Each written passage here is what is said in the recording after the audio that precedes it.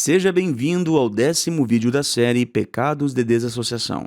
Nesse vídeo eu disserto sobre 4 palavras usadas por Paulo em conexão com a desassociação, a saber, o ladrão, kleptes, o beberrão, methissos, o abusador ou injuriador, lídoros, e o homem voraz, harpax.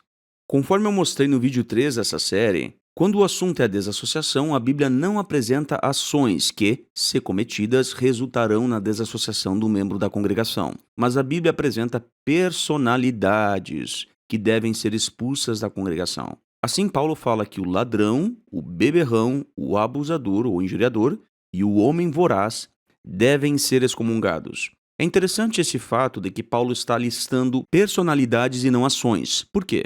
Porque se Paulo estivesse falando de ações que resultam na excomunhão, requerer-se-ia uma lista longa e detalhada. Mas visto que Paulo não cita ações, mas personalidades, fica mais fácil de reconhecer quando alguém deve ser expulso da congregação. Pois a personalidade má pode ser expressa em várias ações distintas. O ladrão, kleptes, é facilmente identificado como aquele que furta. Isso, entretanto, não se refere a uma pessoa que furtou algo uma vez ou em um momento de insensatez, mas alguém que tem por costume ou hábito ou profissão praticar furtos.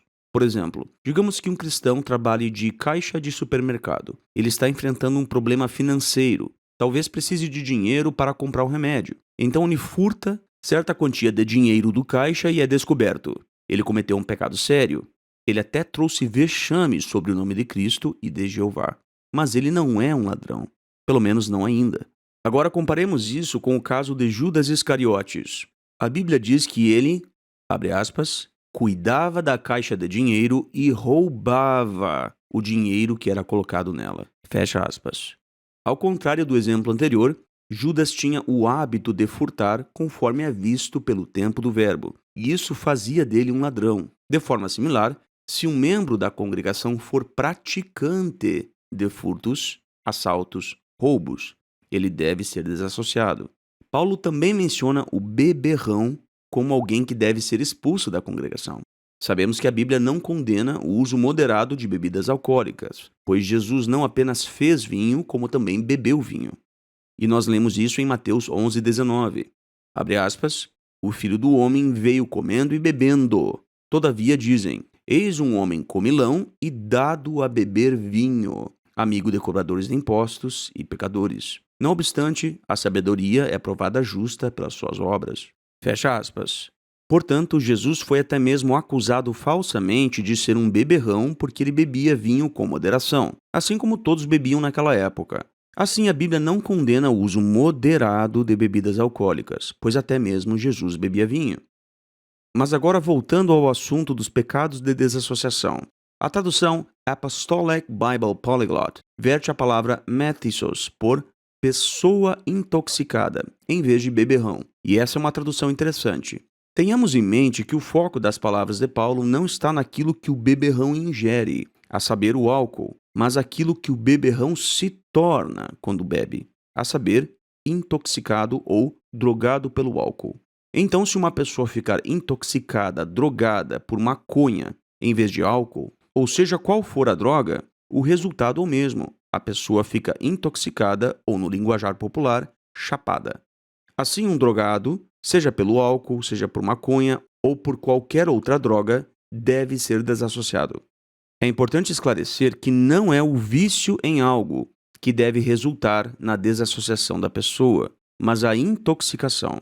Pense na seguinte hipótese. Um cristão sofreu um acidente e quebrou a perna.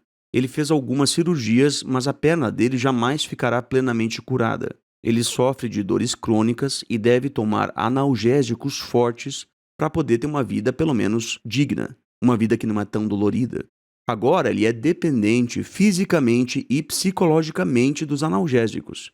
E se ele parar de tomá-los, a dor que ele sentirá será insuportável. Certamente ele não deve ser desassociado, pois a situação dele é diferente da situação de uma pessoa drogada por álcool, conforme lemos na Bíblia.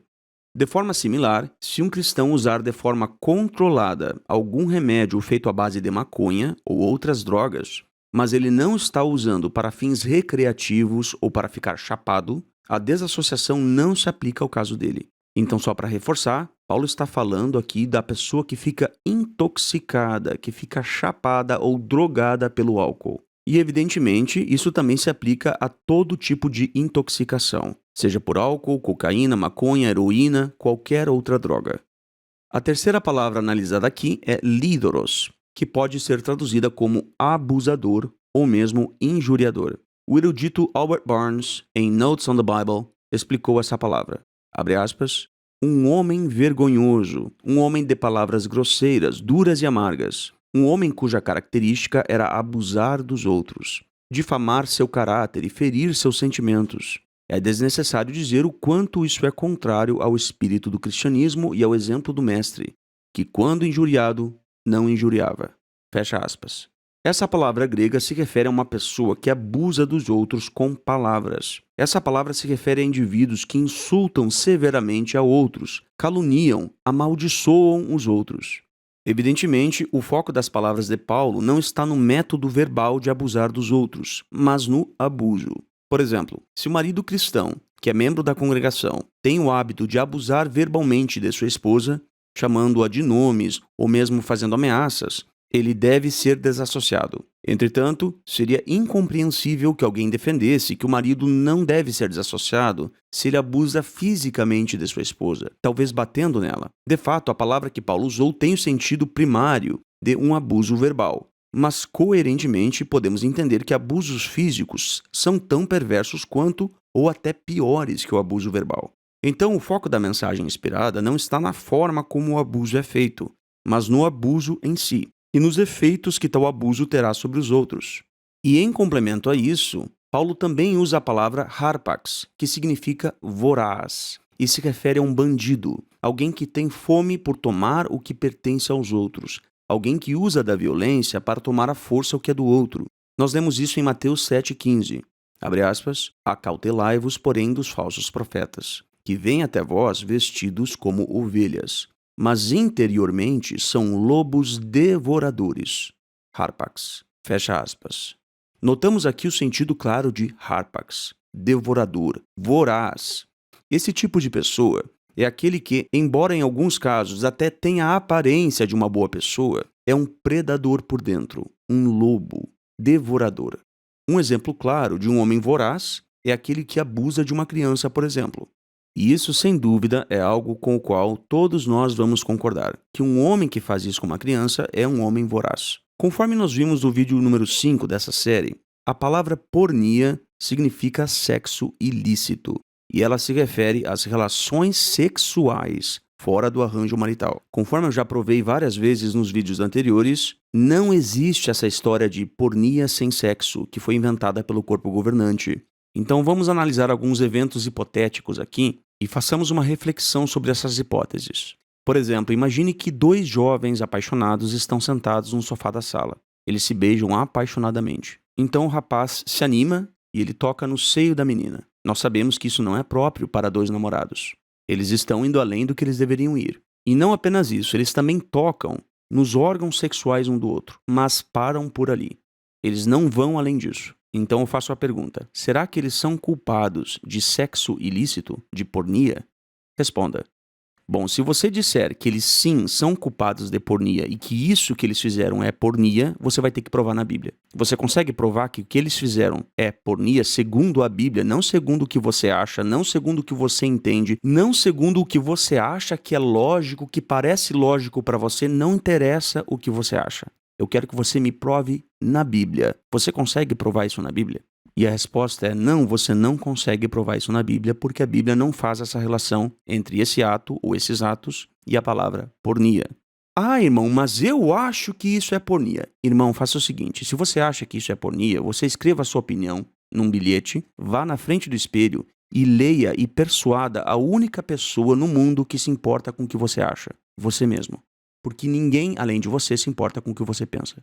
Se você acha que isso é pornia, continue achando. Agora, você não pode, como ancião, desassociar pessoas por isso, porque não tem base bíblica isso. Você não consegue provar isso na Bíblia.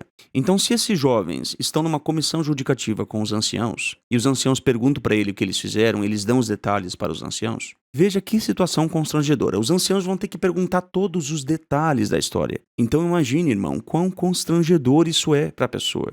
Os anciãos vão ter que perguntar ali quantos centímetros o seu dedo entrou não sei onde. Eles vão pedir por detalhes descritivos do que aconteceu. Eles não têm essa autoridade. Isso não pode acontecer e, infelizmente, isso é sancionado pelo corpo governante. Se essas pessoas fossem culpadas de pornia, ou seja, se eles fizeram sexo ilícito sem fazer sexo, então é correto dizer que eles perderam a virgindade, certo? Mas como que você vai perder sua virgindade sem fazer sexo?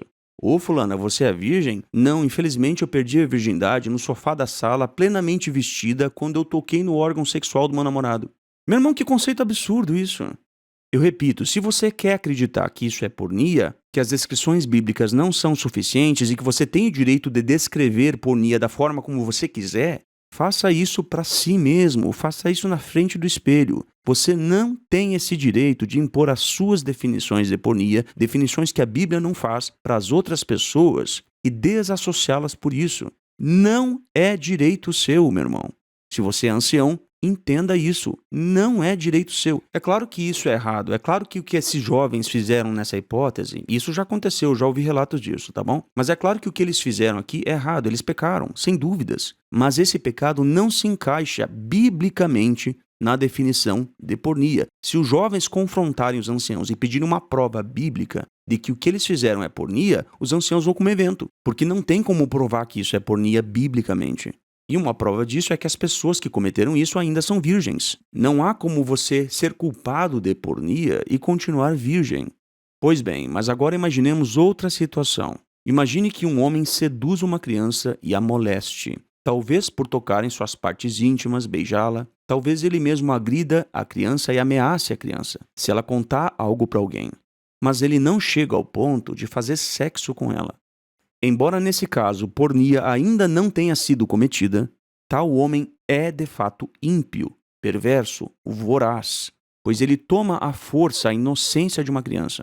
Nesse caso, este homem mau também deve ser desassociado, mas não por pornia, e sim por ser um homem voraz, um abusador. Afinal, ele usou da sua força para tomar algo da criança que a criança não queria dar. Ele ludibriou a criança. Ele se aproveitou da criança. Ele tirou vantagem de uma pessoa inocente. Isso se encaixa perfeitamente nas palavras usadas por Paulo.